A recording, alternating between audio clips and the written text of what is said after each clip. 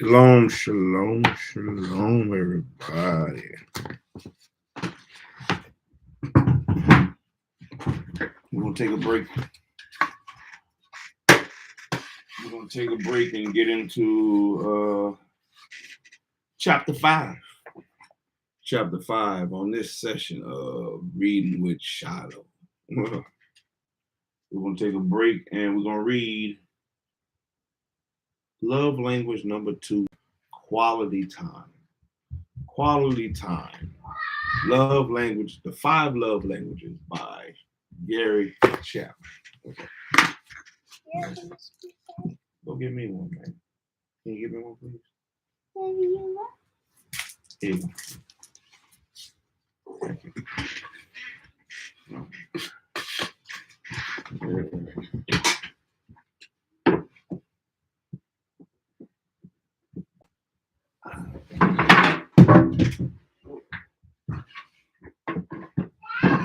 Yes, sir. You did? All right. You good?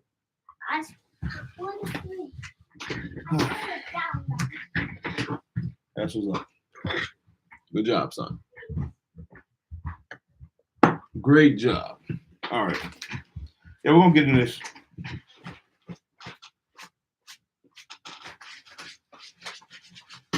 We're going to get into chapter 5. Chapter 5. Quality time. Quality time. You're always at work. We don't never do nothing together.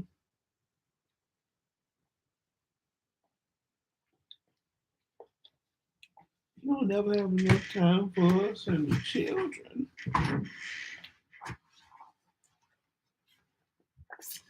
The 5 Love Languages by Gary Chapman. Love language number 2, chapter 5, quality time. I should have picked up on Andrea's primary love language from the beginning. What was she saying on that spring night when I visited her and Mark in Little Rock? Mark doesn't spend any time with me.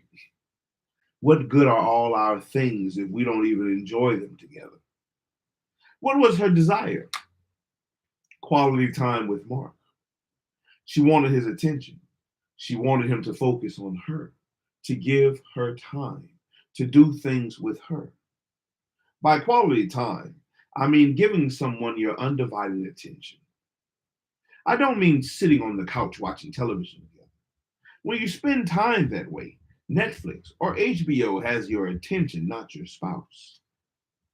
What I mean is sitting on the couch with the TV off, looking at each other and talking, devices put away, giving each other your undivided attention. It means talking or taking a walk, just the two of you, or going out to eat or looking at each other and talking. Time is a precious commodity. We all have multiple demands on our time, yet each of us has the exact same hours in the day. We can make the most of those hours by committing some of them to our spouse. If your mate's primary love language is quality time, she simply wants you, being with her, spending time. Provided it's the right kind of time.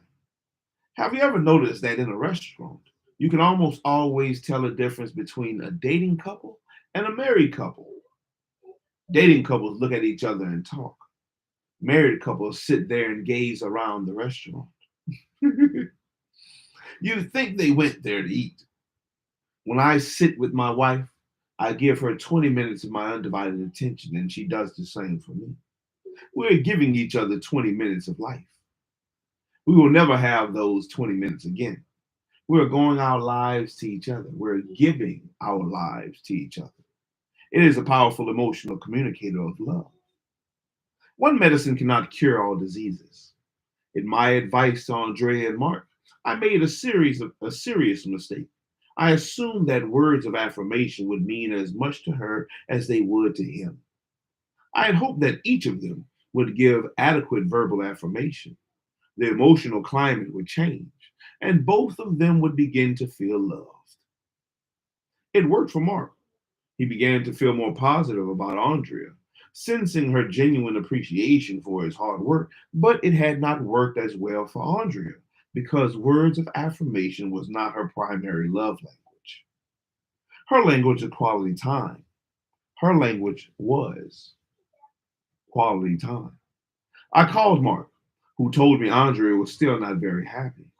I think I know why, I said. The problem is that I suggested the wrong love language. Mark hadn't the foggiest idea what I meant. I explained that what makes one person feel loved emotionally is not always the thing that makes another person feel loved emotionally. Yes, sir. I want that one.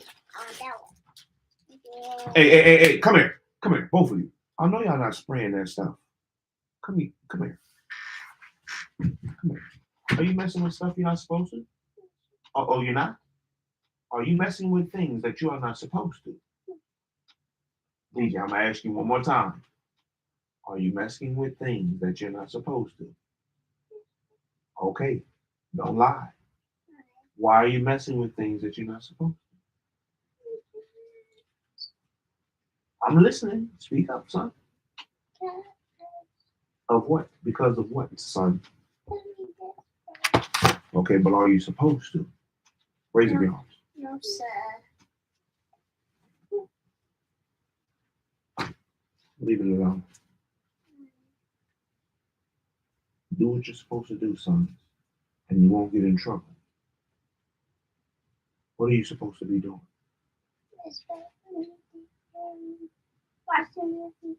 No, you don't have to be doing that. You came in here to get that open. I opened it for you. Now, what are you going to do with that? You're going to play with that? Okay. Where does that not need to be? It's supposed to be. Where? Not supposed to be in your back. Where else? It's supposed to be in the kitchen. Okay. You can sit to the table and play with that. Sit to the table? Yes, sir. Sit where? Sit to the table.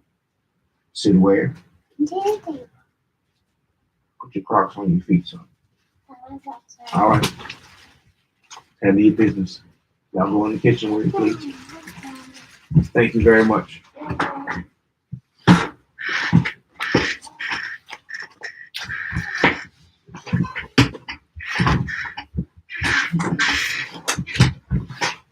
I apologize, my bad.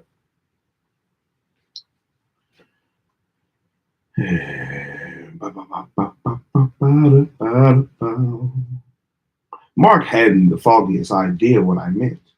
I explained that what makes one person feel loved emotionally is not always the thing that makes another person feel loved emotionally. He agreed that his language was words of affirmation. He told me how much that had meant to him as a boy and how good he felt when his wife expressed appreciation for the things he did. I explained that Andrea's language was not words of affirmation, but quality time. I explained the concept of giving someone your undivided attention, not talking to her while you watch sports or read text, but looking into her eyes, giving her your full attention, doing something with her that she enjoys doing and doing it wholeheartedly. Like going to the symphony with her, he said. I could tell the lights were coming on in Little Rock. Dr. Chapman, that's what she has always complained about. I didn't do things with her. I didn't spend any time with her. She'd always say, you used to go places and we used to go places and do things before we were married. But now we're too busy. That's her love language, all right. No question about it. But what am I going to do? My job is so demanding. Tell me about it, I said. For the next 10 minutes, he gave me the history of his climb up the organizational ladder, of how hard he had worked, and how proud he was of his accomplishments. He told me of his dreams for the future and that he knew that within the next 5 years, he would be where he wanted to be. Do you want to be there alone, or do you want to be there with Andrea and the children? I asked. I want her to be with me, Dr. Chapman. I want her to enjoy it with me. That's why it all hurts so much when she criticizes me for spending time on the job. I'm doing it for us. I wanted her to be a part of it, but she's always so negative. Are you beginning to see why she is so negative, Mark? I asked. Her love language is quality time. You have given her so little time that her love tank is empty. She doesn't feel secure in your love. Therefore, she has lashed out at what was taking your time in her mind, your job. She doesn't really hate your job. She hates the fact that she feels so little love coming from you. There's nothing one answer. Oh man, there's only, one answer, Mark. It's costly. You have to make time for Andrea. You have to love her in the right love language. I know you're right, Dr. Chapman. Where do I begin? I asked Mark if he had his legal pad handy, the same pad on which he had listed positive things about Andrea. It's right here. Good. We're going to make another list. What are some things that you know Andrea would like you to do with her? Things she has mentioned through the years. Here's Mark's list. Spend a weekend in the mountains, sometimes with the kids and sometimes just the two of us. Meet her for lunch at a nice restaurant or sometimes just a Panera. When I come home at night, sit down and talk with her about my day and listen as she tells me about her day. She doesn't want me to watch TV while we are trying to talk. Spend time talking with the children about their school experiences. Spend time playing games with the children. Go on a picnic with her and the kids on Saturday and don't complain about the ants and the flies. Take a vacation with the family at least once a year. Go walking with her and talk as we walk. When Mark's list was finished, I said, "You know what I'm going to suggest, don't you, Mark?" "Do them," he said. "That's right. One a week for the next 2 months. Where will you find the time? You will make it. You're a wise man." I continued, "You would not be here were you where you are if you would not be where you are if you were not a good decision maker." My bad. "You have the ability to plan your life and to include Andre in your plans." "I know," he said. "I can do it." And Mark, this does not have to diminish your vocational goals. It just means that when you get to the top, Andrea and the children will be there with you. That's what I want more than anything, Mark said with feeling. Then the years have come and gone. Andrea and Mark have had ups and downs, but the important thing is that they have done it all together. The children have left the nest, and Mark and Andrea agree that these are their best years ever. Mark has become an avid symphony fan, and Andrea has made an unending list of her legal pad of things she appreciates about Mark. He never tires of hearing them. Focus attention. Ooh-wee. Chapter 5 is a long one. But we're going to push through. Focus attention. It isn't enough to just be in the same room with someone. One key ingredient in giving your spouse quality time is giving them focused attention, especially in this area of many distractions. When a father is sitting on the floor, rolling a ball to his 2-year old, his attention is not focused on the ball, but on his child. For that brief moment, however long it lasts, they are together. If, however, the father is talking on the phone while he's rolling the ball, his attention is diluted. Some husbands and wives think that they are spending time together when, in reality, They are only living in close proximity. They're in the same house at the same time, but they are not together. A wife who is texting while her husband tries to talk to her is not giving her quality time because he does not have her full attention. Quality time does not mean that we have to spend our together moments gazing into each other's eyes. It means that we are doing something together and that we are giving our full attention to the other person. The activity in which we are both engaged is incidental. The important thing emotionally is that we are spending focused time with each other. The activity is a vehicle that creates the sense of togetherness. The important thing about the father rolling the ball to the 2-year old is not the activity itself, but the emotion that are created between the father and the son. Similarly, a husband and wife going running together, if it is genuine with quality time, will focus not on the run, but on the fact that they are spending time together. What happens on the emotional level is what matters. Our spending time together in the common pursuit communicates that we are coming together, that we care about each other. Oh man, that we enjoy being with each other, that we like to do things together. Quality conversation, like words, like words of affirmation. The language of quality time also has many dialects. One of the most common dialects is that of quality conversation. By quality conversation, I mean sympathetic dialogue where two individuals are sharing their experiences, thoughts, feelings, and desires in a friendly, uninterrupted context. Most individuals who complain that their spouse does not talk don't mean literally that he or she never says a word. They mean that he or she seldom takes part in sympathetic dialogue. If your spouse's primary love language is quality time, such dialogue is crucial to his or her emotional sense of being loved. Quality conversation is quite different from the first love language. Words of affirmation focus on what we are saying, whereas quality conversation focuses on what we are hearing. If I am sharing my love for you by means of quality time, and we are going to spend that time in conversation, it means I will focus on drawing you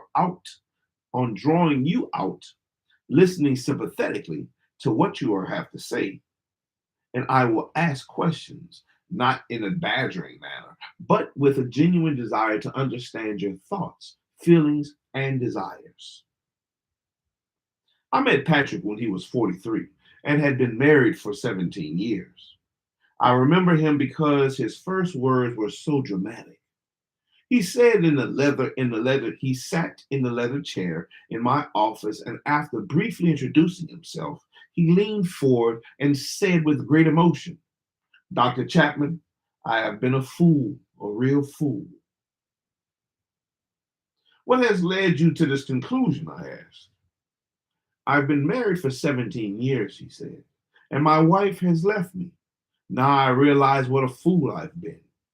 I repeated my original question. In what way have you been a fool?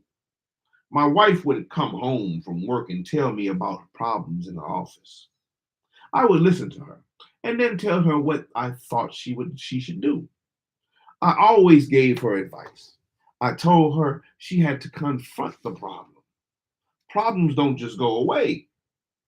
You have to talk with the people involved or your superior. You have to deal with the problems. The next day, she would come home from work and tell me about the same problem. I would ask her if she did what I had suggested the day before. She would shake her head and say no. After 3 or 4 nights of that, I would get angry. I would tell her not to expect any sympathy from me if she wasn't willing to take my advice I was giving her. She didn't have to live under that kind of stress and pressure. She could solve the problem if she would simply do what I told her. Excuse me. DJ, DJezy,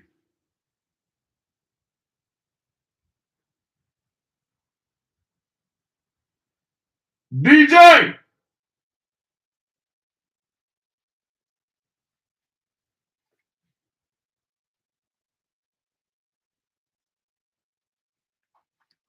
Try not to be loud. DJ.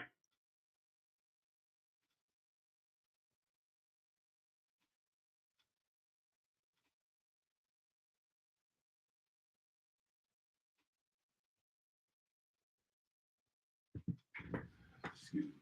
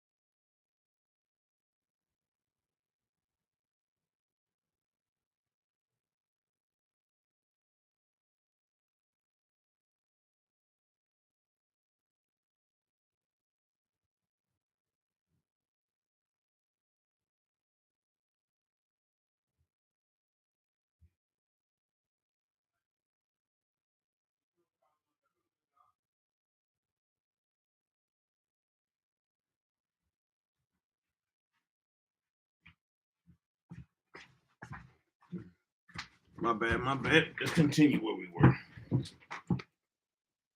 Make sure my ball is straight.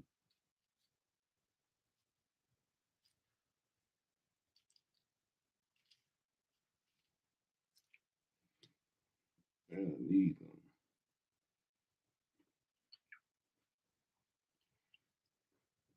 I'm trying to think, did I eat today? I don't remember.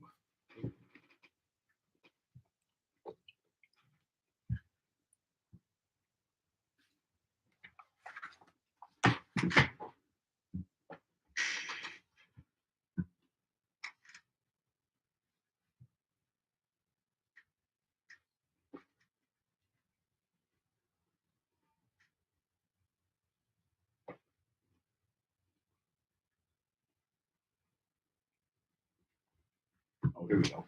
All right.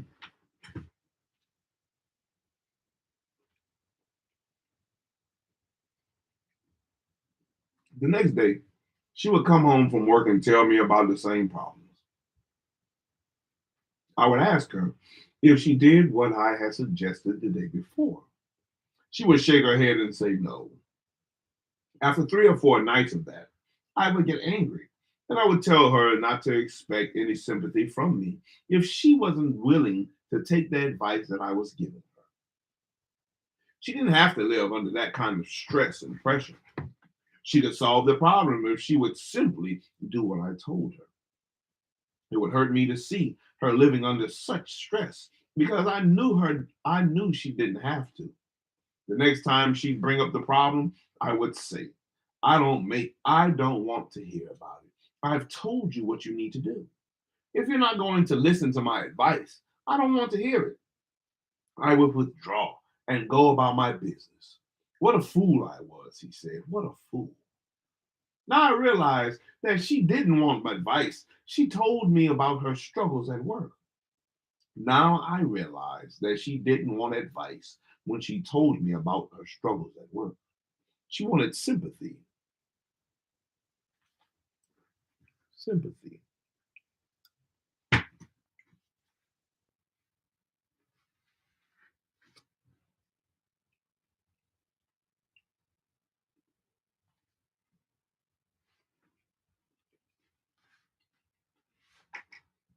Hmm.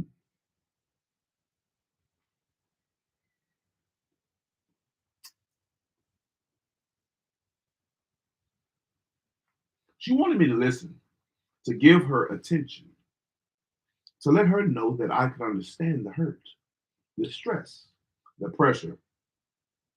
She wanted to know that I loved her and that I was with her. She didn't want advice. She just wanted to know that I understood. But I never tried to understand. I was too busy giving advice. And now she's gone. Patrick's wife had been pleading for quality conversation. Emotionally, she longed for him to focus attention on her by listening to her pain and frustration. Patrick was not focusing on listening, but on speaking. He listened only long enough to hear the problem and formulate a solution. He didn't listen long enough or well enough to hear her cry for support and understanding. Many of us are like Patrick. Patrick. We are trained to analyze problems and create solutions. We forget that marriage is a relationship, not a project to be completed or a problem to solve. A relationship calls for sympathetic listening with a view to understanding the other person's thoughts, feelings, and desires. We must be willing to give advice, but only when it is requested and never in a condescending manner. Most of us have little training in listening. We are far more efficient in thinking and speaking. Learning to listen may be as difficult as learning a foreign language, but learn we must if we want to communicate love. That is especially true if your spouse's primary love language is quality time and his or her dialect is quality conversation. Fortunately, numerous books and articles have been written on developing the art of listening. I will not seek to repeat what is written elsewhere, but suggest the following summary of practical tips. Number one, maintain eye contact when your spouse is talking. That keeps your mind from wandering and communicates that he or she has your full attention. Number two, don't listen to your spouse and do something else at the same time. Remember, quality time is giving someone your undivided attention. If you are doing something you can't turn away from immediately, tell your spouse the truth. A positive approach might be, I know that you're trying to talk to me and I'm interested, but I want to give you my full attention. I can't do that right now, but if you will give me 10 minutes to finish this, I'll sit down and listen to you. Most spouses will respect such a request. Number three, listen for feelings. Ask yourself, what emotion is my spouse expressing? When you think you have the answer, confirm it. For example, it sounds to me like you're feeling disappointed because I forgot blank. You forgot. You forgot my day today. I've been telling you all week. That gives him the chance to clarify his feelings. It also communicates that you are listening intently to what he is saying. Number four, observe body language. Clenched fists, trembling hands, tears, furrowed brows, and eye movements may give you clues as to what the other is feeling. I don't believe that. Ooh, that thing good. That thing good. Ooh, that thing good. So I don't believe that, man. Women as actresses. Ooh, all that. But Sometimes body language speaks one message, while words speak another. That part I agree. Ooh. Ask for clarification to make sure you know what she is really thinking and feeling. Number five, refuse to interrupt. Research has indicated that the average individual listens for only 17 seconds before interrupting and interjecting his own ideas. If I give you my undivided attention while you are talking, I will refrain from defending myself or hurling accusations at you or dogmatically stating my position. Dogmatically stating my position. I don't know, sir. He didn't come back here, sir. No, sir. He did not come back here. If he came back here, he wouldn't be hard to find. Yes, sir. He could be. There's nowhere really for him to hide in here. Yes, sir. Okay. He's not on the table. He's not on the table. He shouldn't be on my table. He should be at the table. He should be at the table. He's not at the table. Well, go look in the other room for him. He never came back here, sir. Ma'am. Can you go get me 2 more oranges, please? Yes, sir.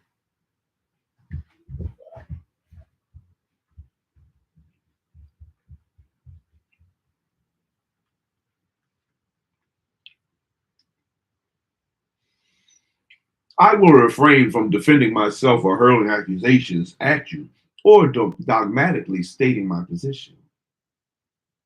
My goal is to discover your thoughts and feelings. My objective is not to defend myself or to set you straight.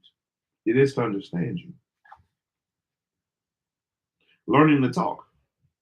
Quality conversation requires not only sympathetic listening, but also self revelation. Man, that's one. That's one. I asked for two. Yes, sir. Thank you. One. Bring me another one. Ooh. When a wife says, I wish my husband would talk, I never know what he's thinking or feeling. She is pleading for intimacy. She wants to feel close to her husband, but how can she feel close to someone whom she doesn't know? In order for her to feel loved, he must learn to reveal himself. If her primary love language is quality time and her dialect is quality conversation, her emotional love tank will never be filled until he tells her his thoughts or his feelings, which is a dangerous game in certain situations. You got to know you got to know who you're dealing with. Oh no! Give me another one. Go give me another. Go give me a different one. Give me one out of the bag. Give me one out of the bag, please. Put that one on the counter though. Leave that one on the counter.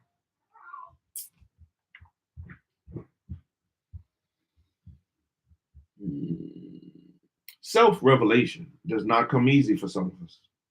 We may have grown up in homes where the expression of thoughts and feelings was not encouraged but squelched.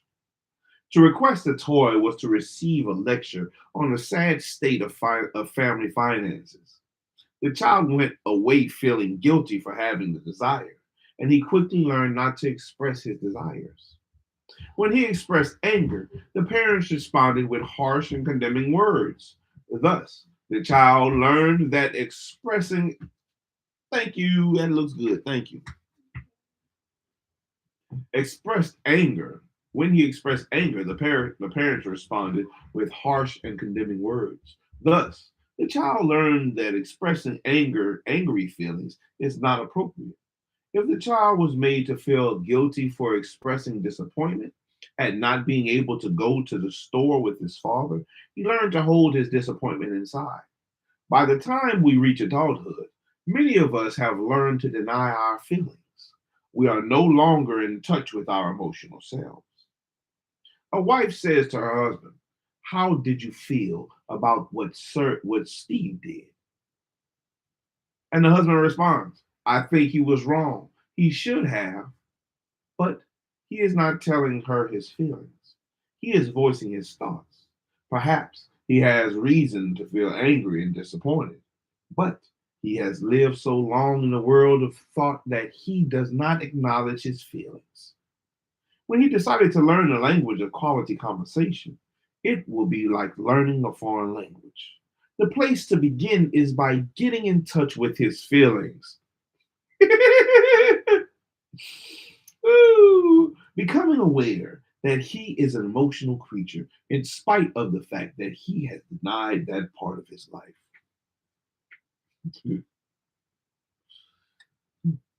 If you need to learn the language of quality conversation, begin by noting that emotions you feel away from home. Carry a small notepad and keep it with you daily. 3 times a day, ask yourself, what emotions have I felt in the last 3 hours?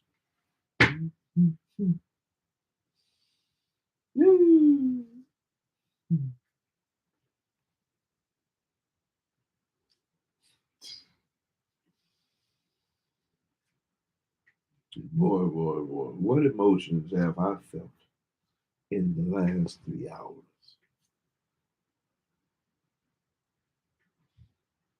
How many times you want to do it 3 times a day? I mean, you want to do it 3 times a day?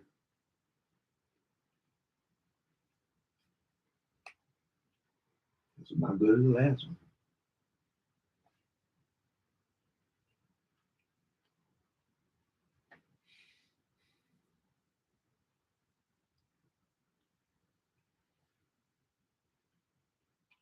3 times each day, ask yourself, what emotion have I felt in the last 3 hours? What did I feel on the way to work? When the driver behind me was riding my bumper? What did I feel when I stopped at the gas station and the automatic pump did not shut off and the side of the car was covered in gas? What did I feel when I got to the office and found that the project I was working on had to be completed in 3 days when I thought I had another 2 weeks? I think that's not no 9 hours right there. That sound like damn within a 3 hour process. Hmm. Write down your feelings in a notepad and a word or two to help me remember the event corresponding to the feeling.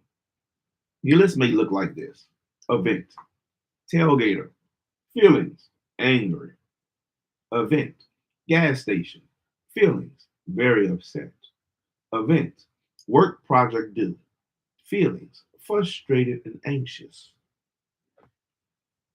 Hmm. All right, I see. Do that exercise 3 times a day, and you will develop an awareness of your emotional nature. Using your notepad, communicate your emotions and the events briefly with your spouse as many days as possible. In a few weeks, you will become comfortable expressing your emotions with him or her. And eventually, you will feel comfortable discussing your emotions towards your spouse, the children, and the events that occur within the home. Remember, emotions themselves are neither good nor bad. They are simply our psychological responses to the events of life. Based on our thoughts and emotions, we eventually make decisions. When a tailgater was following you on the highway and you felt angry, perhaps you had these thoughts. I wish he would lay off. I wish he would pass me. If I thought I wouldn't get caught, I'd press the accelerator and leave him in the twilight. Hmm. I should slam on my brakes and let his insurance company buy me a new car. Maybe I'll pull off the road and let him pass. Eventually, you made some decision or the other. The driver backed off, turned, or passed you, and you arrived safely at work. In each of the life events, we have emotions, thoughts, desires, and eventual actions. The expression of that process is called self revelation. If you choose to learn the love dialect of quality conversation, that is the learning road you must follow. Dead Seas and babbling books. All right, we're almost there. Dead Seas and babbling books.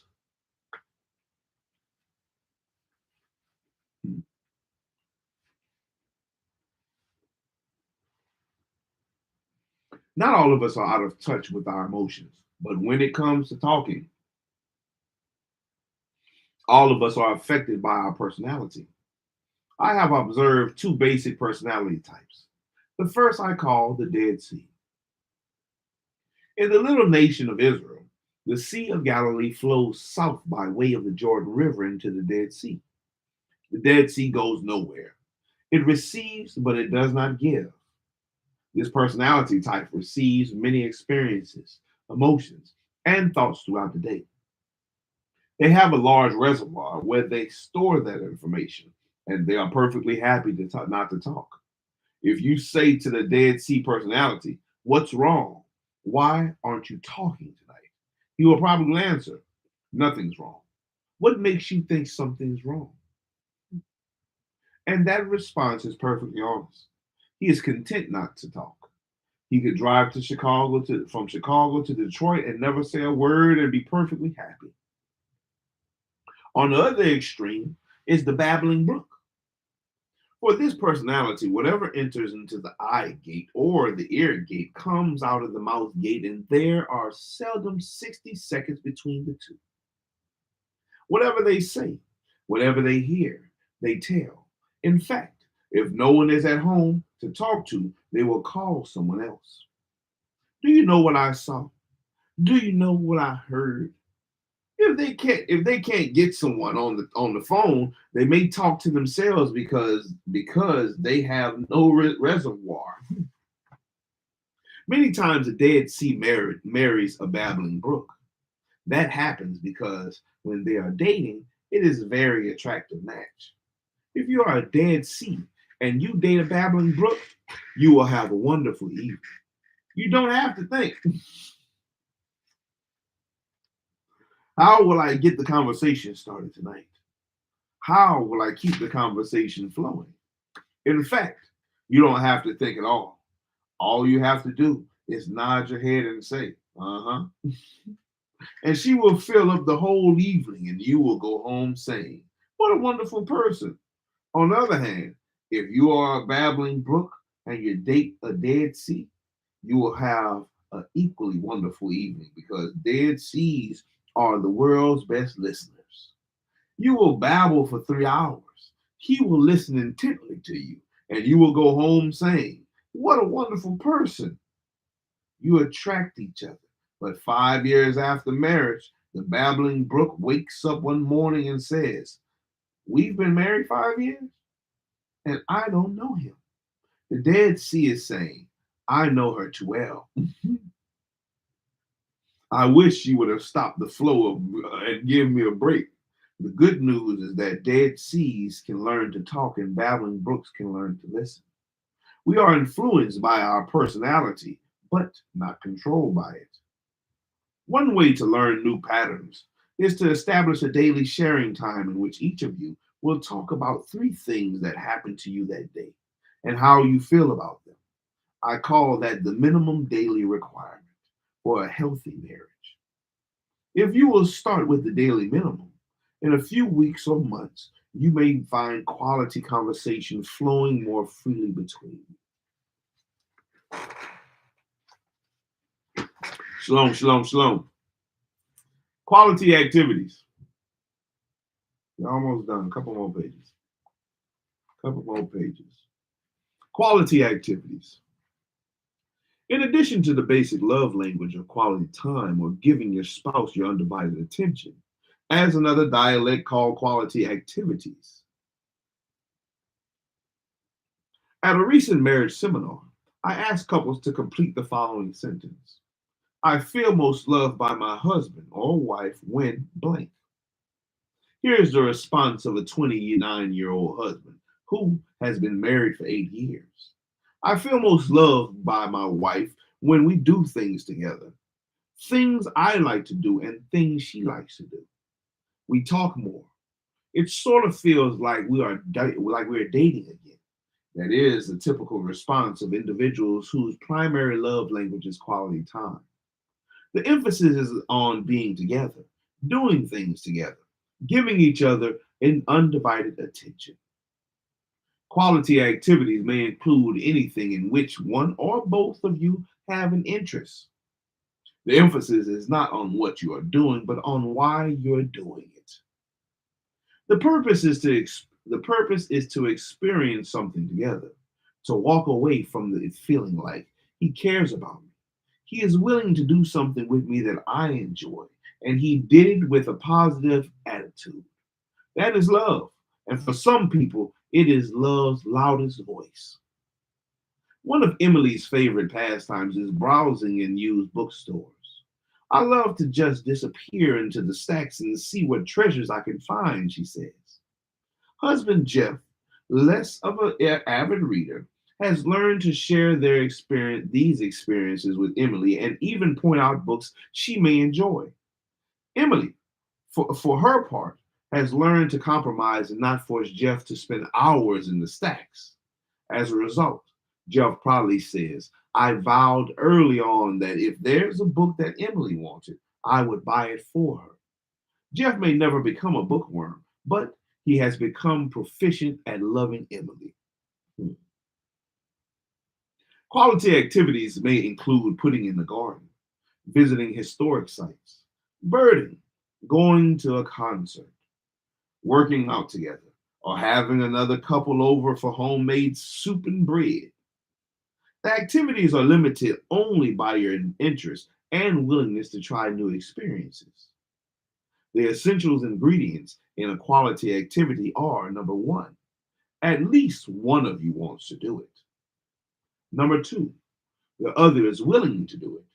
Number three, both of you know why you are doing it, to express love by being together. One of the byproducts of quality activities is that they provide a memory bank from which to draw in the years ahead. Fortunate is that couples who remember the foggy early morning strolls along the coast. My bad. Shit.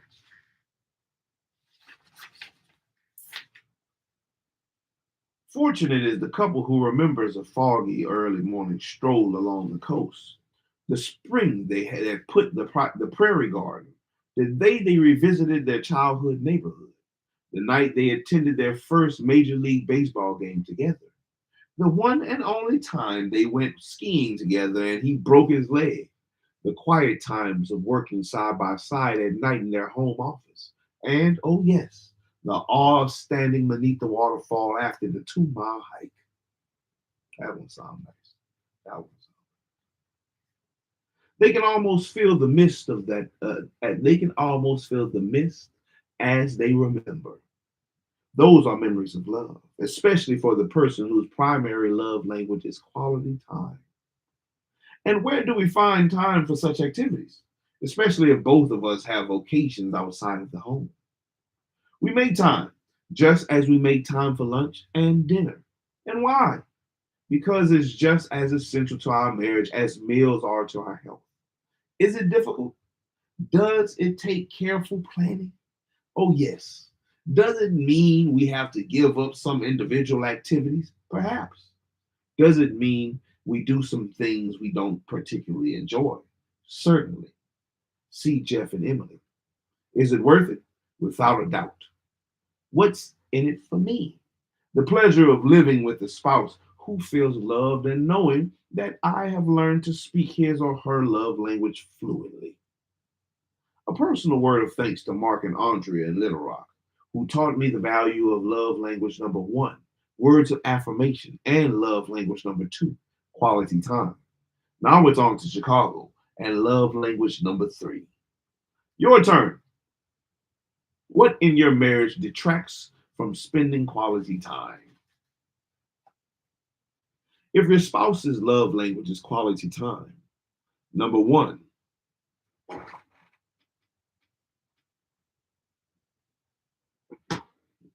oh yeah, some of it. Some humbug.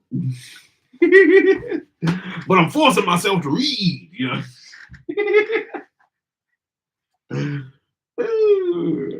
Quality time. Number one, some couples are together a lot more than others. If that's the case for you, don't try to make all your time together quality time. Designate specific times and places for planned togetherness. Number two, ask your spouse for a list of 5 activities that he would enjoy doing with you. Don't assume you know. Make plans to do one of them each month for the next 5 months. If money is an issue, space the freebies between the we can't afford this events. That's a good one too. Number three, but that's somebody who rocking with you. If you ain't got the bread like that. Number three, one way to share quality time at a distance is to include your spouse in your day as it happens. Send a photo of something you saw on your walk to your office or relay a funny incident that happened in a meeting. One woman said, "My husband sent a photo of him, my daughter, and the dog sitting on the front porch. I was at work and it made me feel like I was hanging out with them." Number four, think of an activity your spouse enjoys, but which brings little pleasure to you. SEC football, crafting, nature photography. Tell your spouse that you are trying to broaden your horizons and would like to join them in this activity sometime this month. Set a date and give it your best effort. Number five, plan a weekend getaway just for the two of you, sometimes within the next 6 months. Be sure it is a weekend when you won't have to be in touch with the office or have a family commitment. Focus on relaxing together, doing what one or both of you enjoy. Number six, make time every day to share with each other some of the events of the day. When you spend more time watching the news than you do listening to each other, you end up more concerned about the Middle East that's about yours than about your spouse. Sometimes that's good. Sometimes you need to know more about that. Or when you spend more time on Facebook than you do listening to each other, you end up more concerned about your 100 friends than about your spouse. That one definitely is a good one. Yeah. Number seven, you have to do chores anyway. So talk as you dust, declutter, and do the laundry. It will make the work go faster.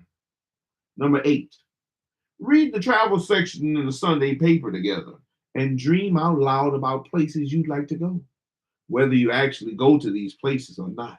It's fun to imagine together. And that was the end of chapter 5. Love language number 2, quality time. Quality time. You know, I mean, it's good now. Sacrifices have to be made in, relationships and stuff like that. But man, you gotta understand, what do you want? What do you want? You want the quality time? Words of affirmation?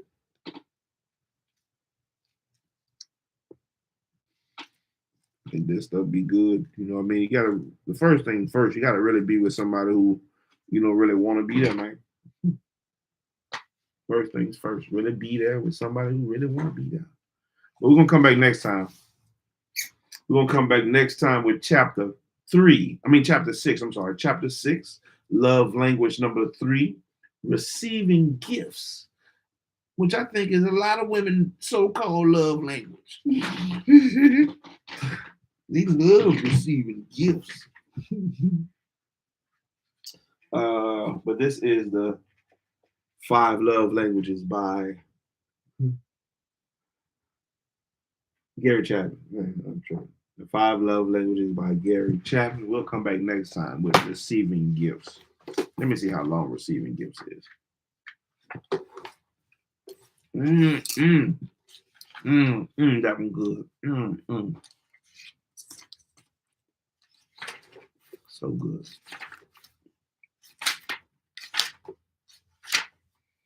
It's not that long.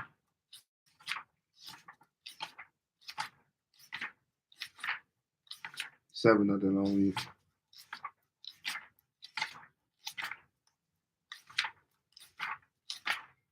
All right. We're gonna probably go for a 2 for the night. A 2 for the night. But all right now, we'll go ahead and get some other stuff situated, and then I'll be back later on tonight.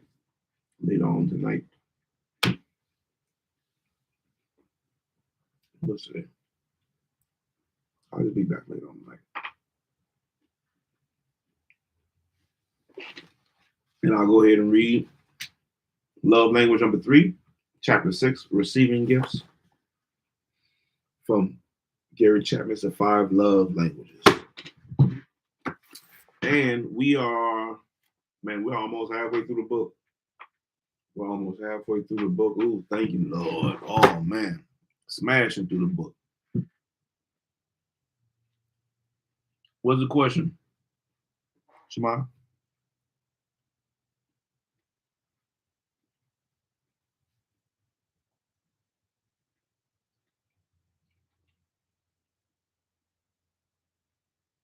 What is the question, sir?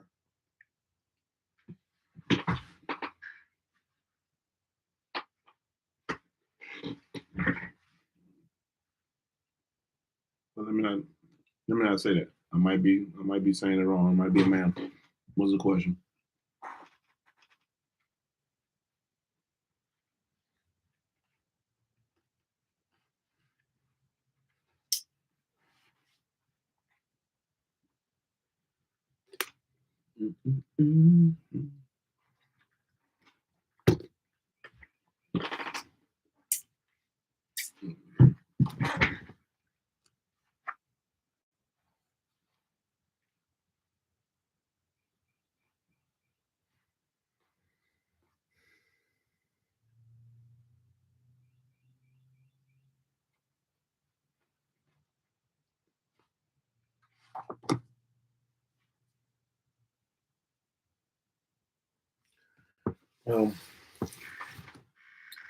My Bible, man.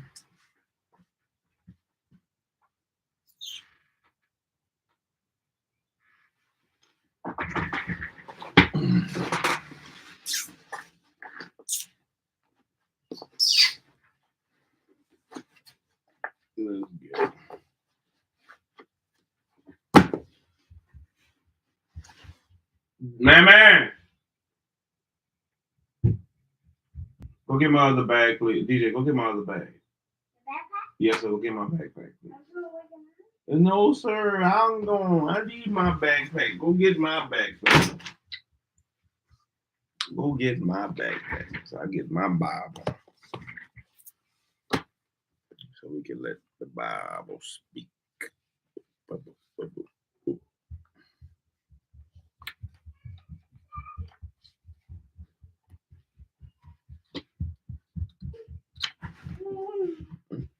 Mm-hmm. Yes, sir. I'm almost done. Yes, sir. I need my Bible out here.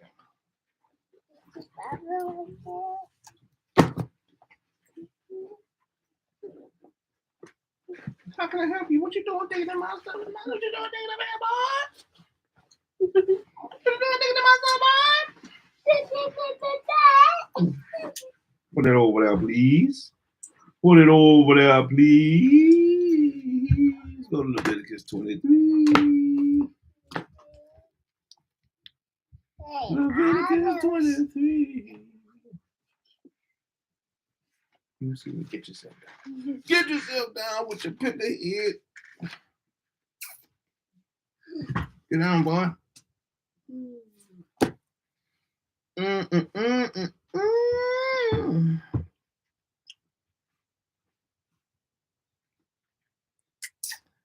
23 and 15. Leviticus 23 and 15. And ye shall count unto you from the morrow after the Sabbath, from the day that ye brought the sheep of the wave offering. 7 Sabbaths shall be complete. Even unto the morrow after the 7th Sabbath shall ye number 50 days. And ye shall offer a new meat offering unto the Lord. Ye shall bring out of your habitations 2 wave loaves and 2 tenth deals. They shall be of fine flour. They shall be baked with leaven. They are the first fruits unto the Lord. And ye shall offer with the bread 7 lambs without blemish and of the first year, and 1 young bullock, and 2 rams. They shall be for a burnt offering unto the Lord, with their meat offering and their drink offerings. Even, yes, sir, that's exactly where I am. Even an offering made by fire of sweet savor unto the Lord. Then you shall sacrifice 1 kid of the goats for the sin offering, and 2 lambs of the first year for a sacrifice of peace offering. Excuse me. Yeah, my bad. Yeah, but 15 is really the 15 is really the key.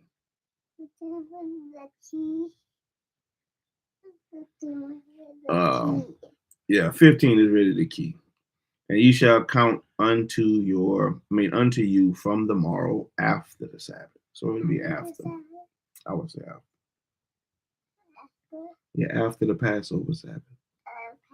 After the Sabbath.